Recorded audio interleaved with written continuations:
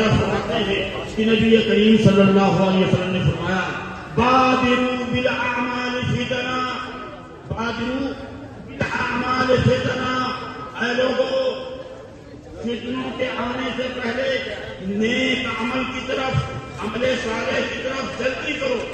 جلدی کرو۔ اور یہ رمضان جو اللہ نے آپ کو، ہمیں اور تمام اہل توحید کو ایک اسپیشل آفر دیا تھا، اللہ نے ایک پیکج دیا تھا عمل صالح کا، اس میں ہمیں مسارعت کرنی تھی، ریس لگانا تھا، ایک دوسرے سے سبقت کرنی تھی عمل صالح کے تعلق سے، خیر و بر کے تعلق سے۔ یہ رمضان مبارک کے ایام اب گزرنے والے ہیں۔ ہم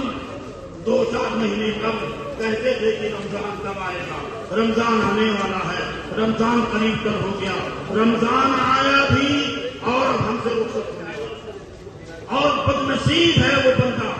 جو اللہ کے رسول صلی اللہ علیہ وسلم کی حدیث کی روشنی میں کہ وہ بندہ کتنا بدنصیب کہ رمضان شریف کو پا کر کے بھی اپنے گناہوں کی بخشش نہ کرے، جنت کا طلبگار نہ کرے،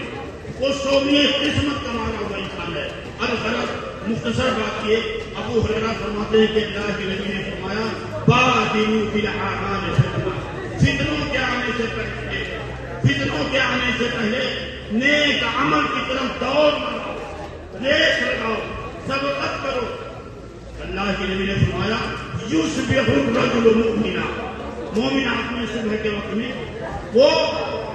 مومن ہوگا، وَيُمْسِي كَافِرًا، فتنے اتنے خطرناک ہوں گے کہ صبح کے وقت اس کا ایمان ختم ہو